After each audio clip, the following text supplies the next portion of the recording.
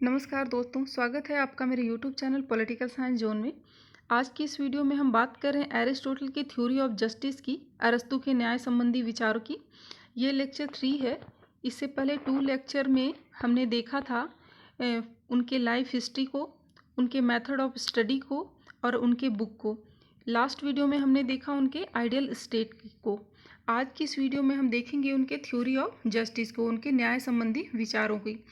फिर हम एक एक करके इन सारे उनके जो व्यू हैं, उनके जो थाउट हैं, उनके जो थ्योरी है, उन सबको देखेंगे, जिसमें फैमिली एंड प्रॉपर्टी होगी, स्लेवरी सिद्धांत होगी, सिटीजनशिप सिद्धांत होगी, रेवोल्यूशन होगी, उनके क्लासिफिकेशन ऑफ कॉन्स्टिट्यूशन जो है वो संविधानों का जो वर्गीकरण पे बात करते हैं, उन सबको हम एक एक करके अध्ययन करते जाएंगे। और लास्ट की जो वीडियो होगी वो MCQ की वीडियो होगी, जो प्लेटो और एरिस्टोटल दोनों की प्रीवियस ईयर क्वेश्चन में जो भी आ चुके हैं प्रश्न, उन सबको मैं इंक्लूड करूँगी। वैसे ये जो सारे लेक्चर होंगे, थ्योरी ऑफ जस्टिस हुआ, फैमिली एंड प्रॉपर्टी हुआ, इन सब में भी मैं प्रीवियस ईयर के क्वेश्चन को इंक्लूड करती जाऊंगी। लेकिन चूंकि प्लेटो में मैंने इंक्लूड नहीं किया था, इसलिए जो ये लास्ट वीडियो होगी MCQ की, उसमें इन दोनों के प्रीवियस ईयर क्वेश्चन को इंक्लूड कर दूंगी। चलिए देखते हैं थ्योरी ऑफ जस्टिस को। तो अरस्तु अपने न्याय संबंधी विचार का जो वर्णन वो करते हैं, वो अपने ग्रंथ रेटोरिक में करते हैं। उनका ग्रंथ है रेटोरिक, जिसमें वो न्याय संबंधी विचारों का वर्णन करते हैं। वो कहते हैं कि विवेकी होना सद्गुण है। विवेकी होना क्या है? सद्गुण है, परंतु दूसरों के साथ विवेकपूर्ण आचरण करना ही न्याय है।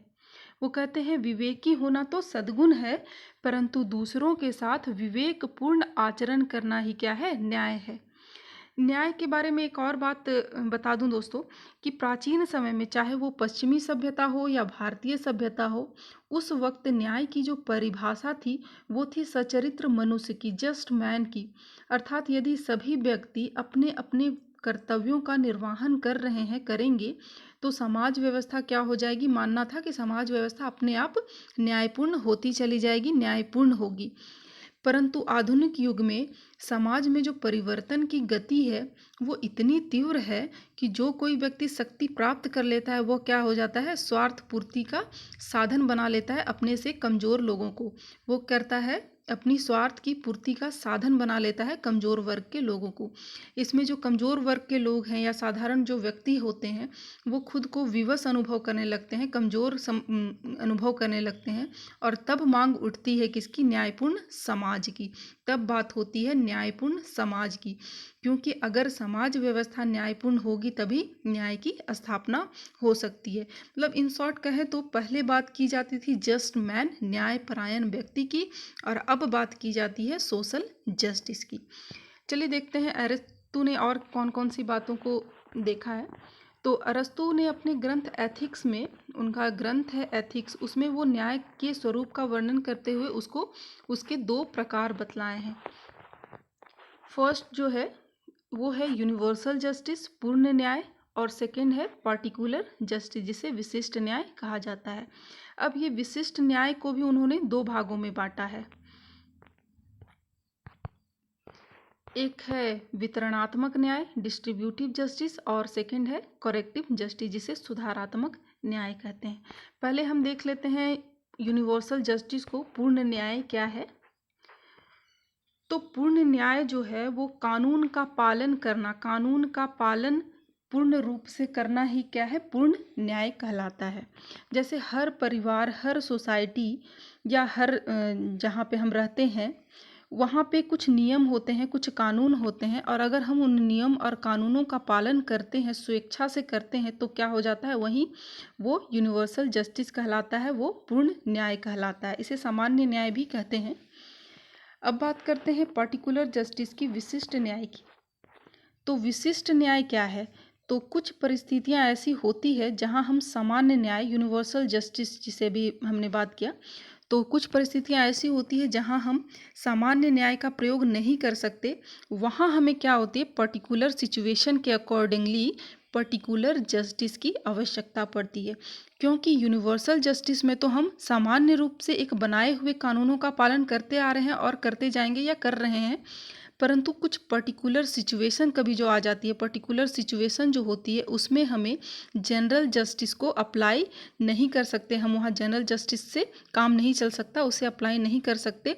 और उस पर्टिकुलर सिचुएशन में हमें उस पर्टिकुलर सिचुएशन से हटने के लिए, लड़ने के लिए, हमें उसका हल पाने के लिए हमें आवश्यकता पड़ती है पर्टिकुलर जस्टिस की। तो यही है विशिष्ट न्याय।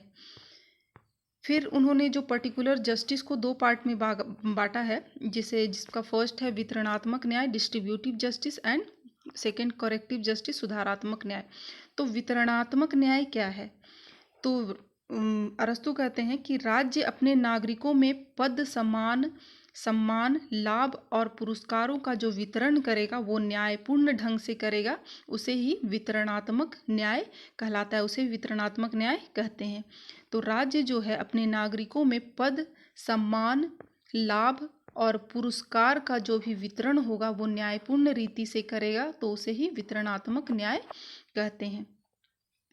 ये जो वितरणात्मक न्याय है ये लेजिस्लेटिव के अंडर आता है, ये विधायिका के क्षेत्र के अंतर्गत आता है, क्योंकि ये जो वितरण होता है सम्मान का, पद का, लाभ का, पुरस्कार का, ये सब किस क्षेत्र में आएगा? विधायिका के क्षेत्र में। इसका जो वो मूल सिद्धांत बतलाते हैं वो बोलते हैं समान लोगों के साथ समान बर्ताव किया जाए। उनका मूल सिद्धांत क्या है? समान लोगों के साथ समान बर्ताव किया जाए। फिर ये जो वितरण होगा, ये जो सामानों का वितरण होगा वो किस अनुपात में होगा? तो वो कहते हैं कि ये जो वितरण होगा वो रेखा गणितीय अनुपात में होगा। रेखा गणितीय अनुपात में होगा, अर्थात इसमें सबको बराबर हिस्सा नहीं मिलना चाहिए, बल्कि प्रत्येक को उसकी योग्यता के अनुसार हिस्सा मिलना चाहिए। किसके हिसाब से मिलना चाहिए? उनके योग्यता के अनुसार हिस्सा मिलना चाहिए। यहाँ कन्फ्यूज़न वाली कोई बात नहीं है कि ये पहले तो बात की गई मूल सिद्धांत में कि समान लोगों के साथ समान बर्ताव, फिर बात की गई कि बराबर हिस्सा नहीं मिलना चाहिए, उसकी योग्यता के अनुसार हिस्सा मिलना चाहिए। तो देखिए, जैसे अगर दो ग्रुप है, छात्रों का दो ग्रुप है, जिसमें एक ग्रुप केवल स्टडी कर रहे हैं, केवल पढ़ाई कर रहे हैं, अध्ययन कर रहे हैं, और दूसरा जो ग्रुप है वो अध्ययन के साथ साथ एथलीट भी हैं, व्यायाम और खेल में भी वो हैं, भागीदारी हैं, तो उन दोनों के बीच जो सामानों का, जो धन का जो वितरण होगा वो समान नहीं हो सकता है, उसे समान नहीं कहा जाएगा, क्योंकि जो साधारण जो छात्र हैं उनकी जो आवश्यकता है वो कम होगी, क्योंकि उनकी योग्यता कम है, वो केवल पढ़ाई कर रहे हैं। और दूसरे जो ग्रुप है उसमें वो अध्ययन के साथ साथ एथलीट भी हैं, तो उनकी योग्यता ज़्यादा है, तो उन्हें जो उनकी आवश्यकता भी ज़्यादा है, तो उन्हें जो मिलना चाहिए, जो भी उनका वितरण होगा वो ज़्यादा मिलेगा। तो यही यहाँ कहा गया है कि वितरण जो होगा, वितरण रेखा गणितीय अनुपात में होगा, अर्थात सबको बराबर हिस्सा नहीं मिलेगा। अगर दोनों ही ग्रुप को बराबर सामान दिया जाए, बराबर धन दिया जाए, तो वो क्या होगा? बराबर नहीं होगा, क्योंकि दोनों की आवश्यकताएं, दोनों की योग्यताएं अलग अलग है। तो कहा गया है कि प्रत्येक को उसकी योग्यता के अनुसार हिस्सा मिलना चाहिए। अब बात होती है, अरस्तु कहते हैं कि योग्यता का निर्धारण कैसे हो, इस योग्यता का निर्धारण कैसे होगा? तो वो खुद बोलते हैं कि अरस्तु बोलते हैं कि सद्गुण को ही वो योग्यता का मापदंड मानते हैं। वो किसे मानते हैं? सद्गुण को ही योग्यता का मापदंड मानते हैं। तो ये था उनका उनके जो न्याय है उसके वितरणात्मक न्याय का वर्णन था। अब देख लेते हैं उनके सुधारात्मक न्याय को, करेक्टिव जस्टिस को। करेक्टिव जस्टिस को परिशोधनात्मक न्याय भी कहते हैं। इस परिशोधनात्मक न्याय का उद्देश्य है व्यक्तियों की परस्पर व्यवहार, इन परस्पर व्यवहार में संतुलन स्थापित करना या बिगड़े हुए संतुलन को फिर से स्थापित करना, बिगड़े हुए संतुलन को फिर से स्थापित करना। देखिए, न्याय के इस सुधारात्मक न्याय, इसके शब्द से ही स्पष्ट हो रहा है, सुधार करने वाला न्याय, तो वही है बिगड़े हुए संतुलन को फिर से स्थापित करना ही क्या कहलाता है? सुधारात्मक न्याय कहलाता है। अब इसका जो अनुपात होगा, इस सुधारात्मक न्याय के वितरण का जो अनुपात होगा वह किसके अनुसार होगा? अंक गणितीय अनुपात में होगा। अरस्तु कहते हैं कि जो इसका अनुपात होगा वो अंक गणितीय अनुपात का प्रयोग होगा इसमें। मतलब किसी अपराध में व्यक्ति की सामाजिक स्थिति नहीं देखी जाएगी, बल्कि क्या देखा जाएगा, अपराध को देखा जाएगा और उसके हिसाब ही उसे दंड दिया जाएगा। मतलब अगर दो व्यक्ति हैं, एक सामान्य नागरिक है और एक अगर सामाजिक रूप से काफ़ी प्रसिद्ध व्यक्ति है और उन दोनों ने एक ही अपराध किया है, तो उन दोनों को उसके सामाजिक स्थिति को देखते हुए दंड नहीं दिया जाएगा कि कोई बहुत बड़ा आदमी है तो उसका जो दंड है उसे कम कर दिया जाए और सामान्य व्यक्ति को पूर्ण दंड दिया जाए। तो ऐसा नहीं होगा। जो उसकी सामाजिक स्थिति है उसको देखते हुए नहीं, बल्कि अपराध को देखते हुए दंड दिया जाएगा। अगर उन दोनों ने सेम अपराध किए हैं तो उसका जो दंड होगा वो भी जो निर्धारित दंड है वो समान दंड ही दिया जाएगा। अब ये किसके विचार क्षेत्र में आता है, तो ये जो है न्यायपालिका के विचार क्षेत्र में आता है। फिर इस न्याय के अंतर्गत लोगों के परस्पर लेन देन को सही रखने और अपराधों का दंड निर्धारण करने के लिए इसका प्रयोग किया जाता है। सुधारात्मक न्याय का प्रयोग किया जाता है। जो लोग परस्पर लेन देन करते हैं वो सही रहे, साथ ही अपराधों का जो दंड हो वो निर्धारण करने के लिए सुधारात्मक न्याय का प्रयोग किया जाता है। अब संक्षेप में एक नज़र इसके अर्थ को देख लेते हैं कि वितरणात्मक न्याय जो है, जिसकी हमने पहले बात की थी, वितरणात्मक न्याय की आवश्यकता हमें कब पड़ती है, जब हम कुछ वैल्यूएबल चीज़ों को, अर्थात ऑनर हुआ या प्रॉपर्टी या वेल्थ आदि वस्तुओं का जो वितरण करते हैं, उसका वितरण हम वैल्यूएबल चीज़ों का जो वितरण करते हैं, तब हमें वितरणात्मक न्याय की आवश्यकता पड़ती है। फिर सुधारात्मक जस्टिस की हमें आवश्यकता कब पड़ती है, जब हम कुछ गलत हो रहा है, अपराध हो रहा है, उसको जब हम न्यायपालिका द्वारा सही करते हैं, न्यायपालिका द्वारा उसे सही किया जाता है, तब हमें सुधारात्मक जस्टिस की आवश्यकता पड़ती है। तो ये हो गया उनके न्याय का वर्णन जो उन्होंने किया। अब ये एक प्रश्न है जो प्रीवियस ईयर क्वेश्चन है, जो दिसंबर 2012 में पेपर 2 में पूछा गया था। इसमें सूची 1 है जो सूची 2 के साथ सम्मिलित करना है नीचे दिए कूट के हिसाब से।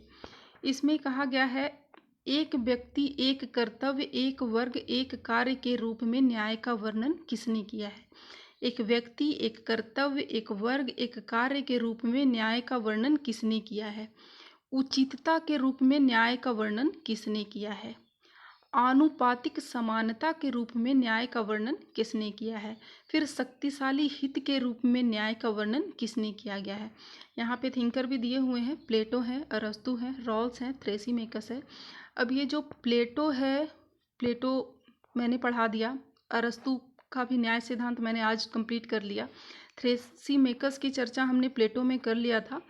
अब ये जो प्रश्न है ये आपके लिए है, इसका जो आंसर होगा आप कमेंट बॉक्स में दे दीजिए, क्योंकि तभी मैं फिर प्रीवियस ईयर का क्वेश्चन इंक्लूड करती जाऊंगी अपने लेक्चर में। तो इसलिए अगर आप इंटरेस्टेड हो तभी मैं डालूंगी प्रीवियस ईयर का क्वेश्चन, तो आप इसका जो आंसर होगा वो कमेंट बॉक्स में दे दीजिए। आप स्क्रीनशॉट ले लीजिए, बाद में देख के आराम से कमेंट बॉक्स में इसका आंसर दे दीजिए। तो ये था आज का वीडियो जिसमें हमने देखा थ्योरी ऑफ जस्टिस को। नेक्स्ट वीडियो जो होगी वो उनकी व्यू होगी जो फैमिली एंड प्रॉपर्टी से रिलेटेड होगी, साथ ही हम उसमें नागरिक दास्ता संबंधी विचारों की भी चर्चा करेंगे। मिलते हैं फ्रेंड नेक्स्ट वीडियो में, तब तक के लिए ख्याल रखिए अपना, अपने परिवारों का। धन्यवाद।